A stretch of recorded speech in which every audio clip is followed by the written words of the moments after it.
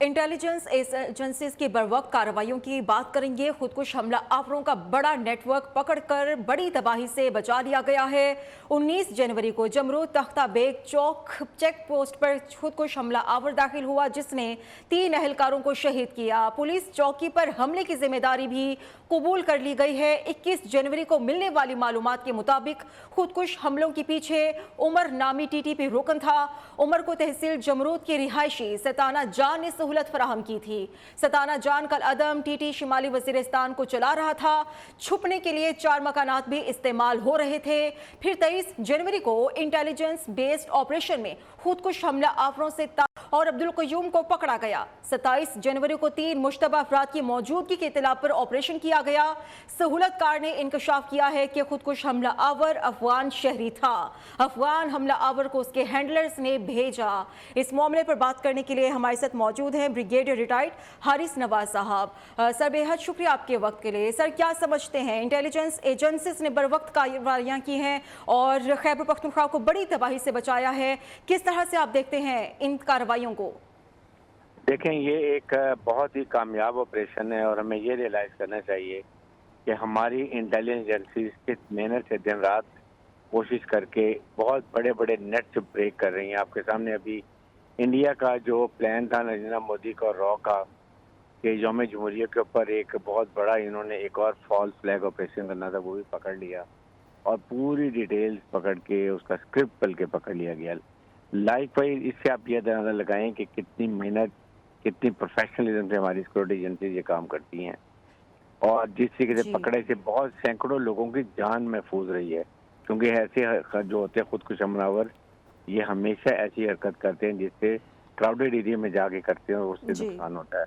मेरे ख्याल में ये अप्रिशिएट करना चाहिए और कौम को रियलाइज करना चाहिए कि इस वक्त जो इंडिया ने 5th जनरेशन वॉर का हमारे पर हमला किया हुआ है उसमें डिज़ाइन यही है कि फ़ौज और अवाम जो एतमाद है उसको दूर करो, फ़ौज को कमज़ोर करो और फिर हमारे पाकिस्तान को नुकसान पहुंचाए। तो ये हमारे सोशल मीडिया को, लोगों को, सबको समझ होनी चाहिए कि हम उनके इस ट्रैप में ना आए और हम मिल के इस एनिमी नैरेटिव को डिफीट करें। ठीक है, बहुत शुक्रिया आपका सर वक्त के लिए। किशन गंगा और रातले हाइड्रो पावर प्रोजेक्ट मंसूबों के मुतनाज़ डिज़ाइन का मामला भी है। आलमी बैंक की सालिसी अदालत में केस कमज़ोर होने पर भारत की आएँ बाएँ शाएँ भी जारी है। मौसर दिफा की गैर मौजूदगी में नज़र आती वाज़ेह शिकस्त को देखकर भारत की फिर से भागने की तैयारी। भारत की सिमताज मुआहिदे पर नज़रसानी तजवीज़ करके आलमी बैंक की मुसालिहती अदालत में कानूनी अमल रुकवाने की कोशिश। जबकि दूसरी तरफ देखा जाए तो पाकिस्तान ने किसी भी सूरत सिंध-तास मुआहिदे में नजरसानी की इजाजत ना देने का ठोस फैसला किया है। ब्यूरो चीफ इस्लामाबाद जावेद बलोच हमारे साथ मौजूद हैं इस मामले पर बात करने के लिए। बताइएगा जावेद बलोच। ये एक मुतनाज़ा जो है वो मसला है जिसे भारत जो है वो इस पे अपनी फायदा उठाना चाह रहा है और पाकिस्तान को जो है वो कमजोर करने की साजिश की जा रही है। भारत के अभी मंसूबों के मुतनाज़ा डिज़ाइन पर पाकिस्तान ने 19 अगस्त 2016 को आलमी बैंक की सालसी अदालत से बाज़ाब्ता तौर पर रजू किया था।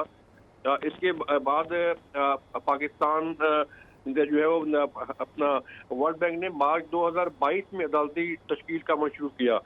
330 मेगावाट के किशन गंगा मनसूबा को माहिरीन और इतने हर बात से जो है वो मैं स्ट्रेटेजिक मनसूबा करार दिया है, जिसका सिर्फ जो है वो पाकिस्तान को ख़राब करना और पाकिस्तान के अभी जो वसाइल हैं उन पर कब्जा करने की कोशिश की गई।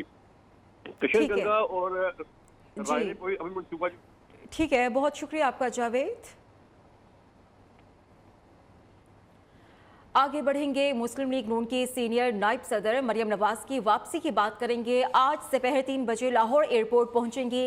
इस्तकबाल की तैयारियां उरूज पर हैं। दीगर शहरों से भी कारकुनान पहुंचना शुरू हो गए हैं। कंटेनर भी तैयार हो चुका है। मरियम नवाज कारकुनान से खिताब करेंगी, जिसके बाद जाती उम्रा रवाना होंगी। जबकि वज़ीर इत्तलाआत मरियम औरंगजेब ने यह कहा है कि मरियम नवाज वतन वापस आकर पार्टी की तंजीमें नौ करेंगी। मरियम नवाज के इस्तकबाल की भरपूर तैयारियां जारी है। कारकुनान ने एयरपोर्ट के करीब इस्तकबालिया कैंप भी लगा लिया है। मरियम नवाज के लिए कंटेनर भी तैयार हो चुका है। खैर मकदमी बैनर्स भी आवेजा कर दिए गए हैं। इब्राहिम लकी हमारे नुमाइंदे मौजूद है इस्तकबालिया कंटेनर पर ही, उनसे हम जानेंगे तैयारियां कैसे जारी हैं। बताइएगा इब्राहिम।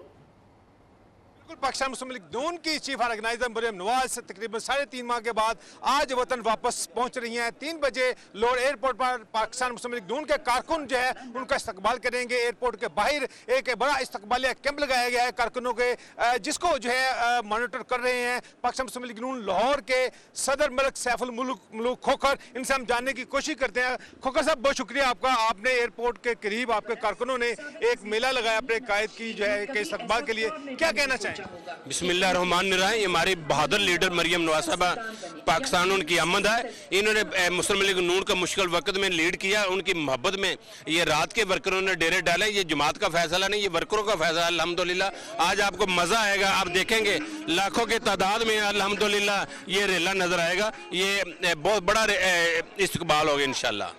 जी, मलिक सैफुल मुल्क खोखर ने बताया कि जो है एक शानदार इस्तकबाल होगा लीडर का।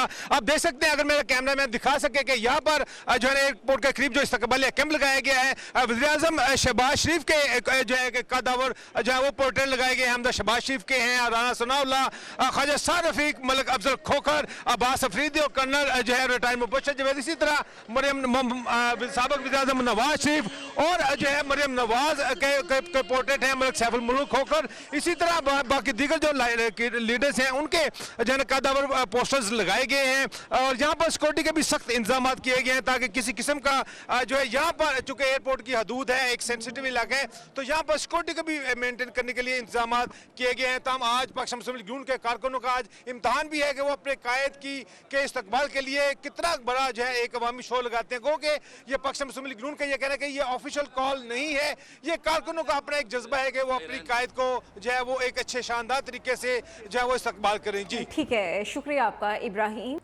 इलेक्शन कमीशन को धमकियां देने के केस में अहम पेशरफ्त। पुलिस ने फवाद चौधरी का जिस्मानी रिमांड मुस्तरद होने का फैसला चैलेंज कर दिया है। जुडिशल मजिस्ट्रेट का फैसला कल अदम करार देकर मजीद जिस्मानी रिमांड देने की इस्तदा की गई है।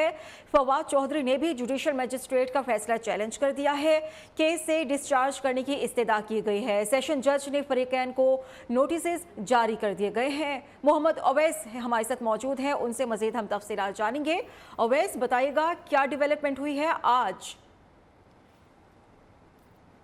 क्योंकि आज फवाद चौधरी की जानिब से 2 दरखास्तें, एक दरखास्त ज़मानत और दूसरी इस केस से डिस्चार्ज करने के हवाले से है, जबकि स्टेट कौंसिल की जानिब से दरखास्त दायर की गई है कि आज फवाद चौधरी को जुडिशल रिमांड से का जो फैसला है वो कलअदम करार दे दिया जाए और फवाद चौधरी को क्योंकि एक रोज़ा जिस्मानी असूलन तौर पर एक रोज़ के लिए पुलिस के हवाले किया गया, मज़ीद तफ्तीश अभी की जानी बाकी है, इसलिए फवाद चौधरी को मज़ीद जिस्मानी रिमांड पर पुलिस की तहवील में दिया जाए। सेशन जज ने आज बसरिए फैक्स जेल हुकाम को आगाह किया था कि 12:30 बजे दिन 12:30 बजे फवाद चौधरी को अदालत में पेश किया जाए। क्यों? क्योंकि जिस्मानी और जुडिशल रिमांड के फैसले के हवाले से मुलजिम का अदालत में होना ज़रूरी है, क्योंकि इस्लामाबाद पुलिस की जानिब से तमाम इंतजाम मुकम्मल कर लिए गए हैं, इंतहाई सख्त सिक्योरिटी के इंतजाम कर लिए गए हैं और फवाद चौधरी को अब से कुछ देर बाद ही इस्लामाबाद की सेशन अदालत में पेश कर दिया जाएगा। केस की समाअत का बाकायदा आगाज़ हो चुका है।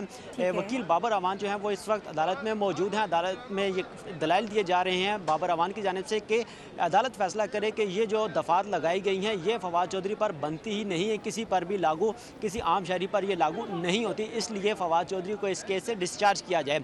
अब क्योंकि ज़मानत और जुडिशल रिमांड के हवाले से जो दरखास्त है उसको पहले सुना जाएगा, उस पर फैसला किया जाएगा, उसके बाद से दीगर जो दरखास्तें हैं उस पर अदालत समाअत करेगी। शुक्रिया आपका अवैस।